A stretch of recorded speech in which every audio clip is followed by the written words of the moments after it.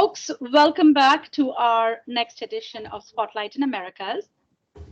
For those of you who are new listening to this, Spotlight on Americas is a podcast series dedicated to increasing awareness of Accenture Ventures portfolio companies and knowledge of emerging technology and their business applications, so that you all, the viewers, can be aware of how to leverage these ventures. It also provides an opportunity for viewers to interface with promising emerging CEOs and gain wisdom and proximity from these entrepreneurial interactions. Now, today's Spotlight company is no stranger to us at all. A few months back, we had the CEO of Writer.ai, May Habib, join us. And today, we are also graced by the presence of Kevin Chung, COO of Writer. We are going to unpack not only Accenture's investment in Writer.ai, but also the synergies that we have with our partnership ecosystem and specifically around Google. Tom, with that, would you please do the honors of introducing our guest today? Well, I think you've done a pretty good job, Shivani. I mean, I'm very excited to have May and Kevin here with me today. And, we all know the impact of generative AI, I think. It's been talked about for the last year. You can't have a conversation without it. But for me, about a year ago, or actually our relationship with Writer started a couple years ago, right, May and Kevin? Yep. I think a ways back. And so, by the way, welcome both of you to Spotlight on Americas. I really appreciate you guys joining, especially from Singapore and London today. So thank you for that. I think for me, and this goes into the first question for you, May.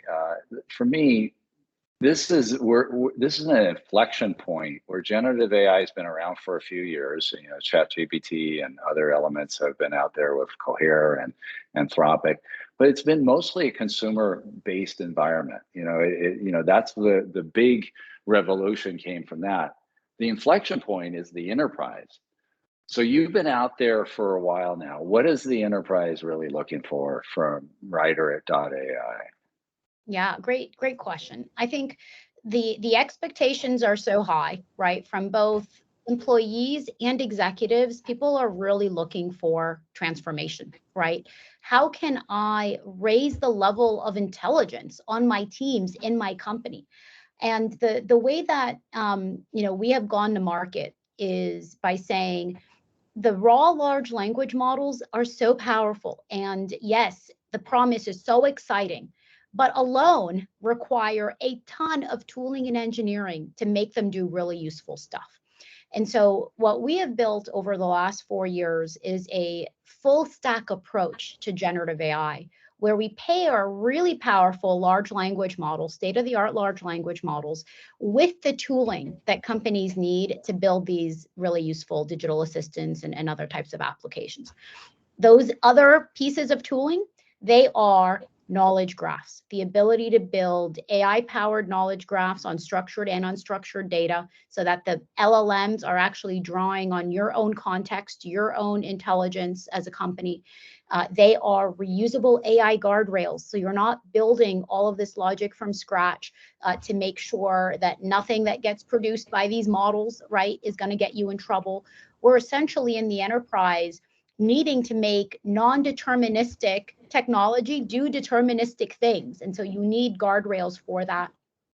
And lastly, we've got a really kind of easy to deploy last mile of an end user experience of a data experience. So we're really seeing the market, shift to a solution orientation. I think lots of the enterprise has gotten pregnant with projects that have cost a lot of money, and depending on who you talk to, almost nobody is saying that more than 20% of the projects they work on have gone into production. And that's not a great hit rate. So I love partnering with Accenture and Google, because I think the three of us together come up with much better success metrics than that when we serve the enterprise. Yeah, I think you bring up a great question around this, how do we get from test or simulation into production? I'm struck by the fact that we ourselves here at Accenture, Jill and our CMO group is working with Writer, has been working with Writer for a number of years, and it's far from being a test. It's very much in production. Lots of our folks are using it. What other parts of the enterprises are using Writer.ai? Is it all marketing, or is it other organizational structures, types of documents? How is it being used? Yeah, so we sell a horizontal product, right? The building blocks, the heuristics, right? They are applicable to building an RFP app, to website content. So it's multifunction. And so depending on where the AI team or the tech team sees the most potential, the deepest set of use cases, we tend to start there, but then gradually, really work our way through an organization that kind of discovers, well, I can't use Copilot to answer RFPs, or, Copilot doesn't actually do what I thought it might do, for team productivity or team workflows. And so there's a real understanding that different approaches are going to be required for different types of workflows, and re-architecting workflows AI first, right, is much harder than people thought. And so the use cases for Writer are super diverse. At Accenture, there are hundreds of different use cases just within MNC. Everything from prepping your executives for meetings, right, putting together structured and unstructured data to prepare them, to creating, personalized email. So it is really exciting how process-oriented your own marketing and comms teams are, and that's just such a match made in heaven for what AI can do. And May, love the fact that you guys have not only at Writer.ai have not only looked at the process flow, you've also been very thoughtful about the layer below, the infrastructure piece as well. Kevin, we understand that Writer is a fully cloud-based service and hosted on Google Cloud Platform, GCP, right? And what's exciting, folks may also know, is that in December, Accenture and Google Cloud launched a joint generative AI center of excellence to help enterprises harness the value of Gen AI. So maybe, Kevin, you can tell us a little bit more about your decision behind, this infrastructure, which actually then helps enable everything that May just talked about on the process, and how can organizations who are considering Writer solution actually benefit from this? Yeah, absolutely. And one of the pieces of context that I heard from Tom is we've fallen in love with this consumerization hype around generative AI, but when it comes to enterprise, it's a completely different game altogether. And one thing that I love about Writer, it's been focused on bringing generative AI to the enterprises for years. And so before it was cool, it's now something that the company's been doing. And in the early days, we relied heavily on Google as one of our key partners to help build, test, and scale quickly. But even now, with this unprecedented demand and workload of generative AI, it's even more critical that we stay ahead of that exponential curve. So we've been working very closely with Google and other partners to do that, to bring what I would call it stability, speed, and delight all at the same time. That's a very difficult thing to do for any product, to be able to do all of that, particularly how scrutinized generative AI can be in enterprise. We're able to deliver that, which is great. And so one example is we can easily spin up Writer in a single tenant GCP environment for a customer already on Google that meets security and compliance demands right off the bat from their CIO. So we sort of check that box.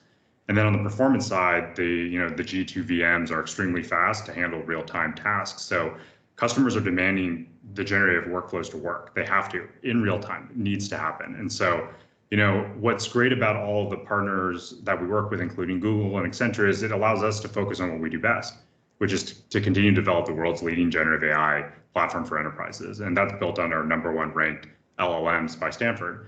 And so, the great thing that we've been seeing is over 200 organizations within the Fortune 500 and Global 2000 with thousands of workflows in production, which is crazy. I mean, generating tens of millions to hundreds of millions of dollars in business value. So Writer, by a wide margin is leading the generative AI evolution for enterprises. I mean, that has been very clear. And so, one of the things that we're really excited about just generally with Google as we've been working through things with them is our ability for customers to buy through the marketplace. So they can now buy down their existing spend commitments. And that's great for customers. It's great for everybody. And we've co-developed and contributed to, the Palmera models to Model Garden on Vertex AI, which was huge, a huge collaboration with them on the engineering front. And we have a number of deep collaborations, innovative technical and go-to-market initiatives with GCP this year. So lots to come this year, a lot of exciting things on that front. Lovely. And I loved your stability, speed, and delight. That's amazing. Fantastic. I'm going to tap on this a little bit more, Kevin and May. It is really extraordinary. I mean, you think about Accenture, 733,000 people, but what I think about as a former founder is how conservative Accenture is about technologies. And in fact, they're independent, agnostic around software. The fact that you have 200 enterprise companies and Accenture using your product says that you've also built trust in your product, in the quality of your product. Is there a secret sauce that you can attribute to building trust in the enterprise? That's a great question, Tom. One of our leadership principles is leaders operate at every level. We sweat the details, and it is just embedded in our product culture, in our AI culture, in our NLP culture, in our customer success culture, that nobody's doing anything by rote. Whether a generation or an answer is correct is just the fundamental core, of our business. And it's not enough to provide a great product. Making sure people adopt is also a big part of our culture.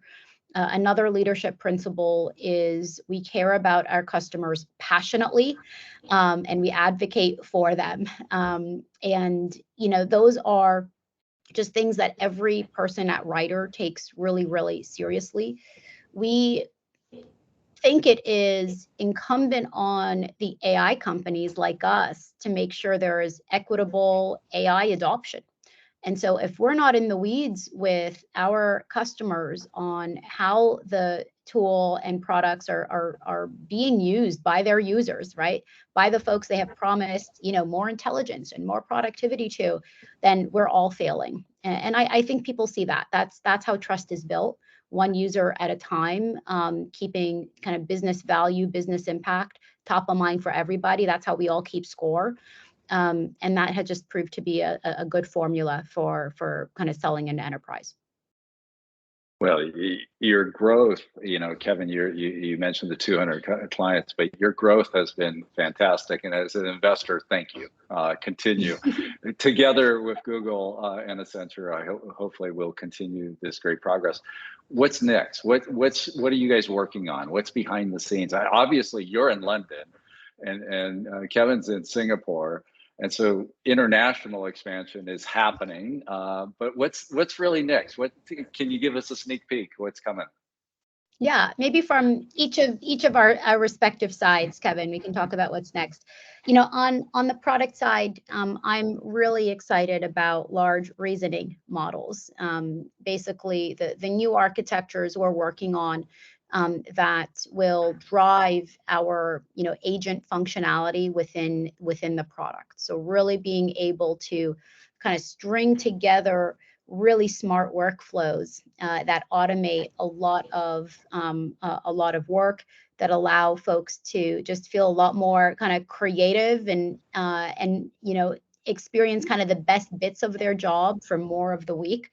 So we're really excited about that from a technology perspective.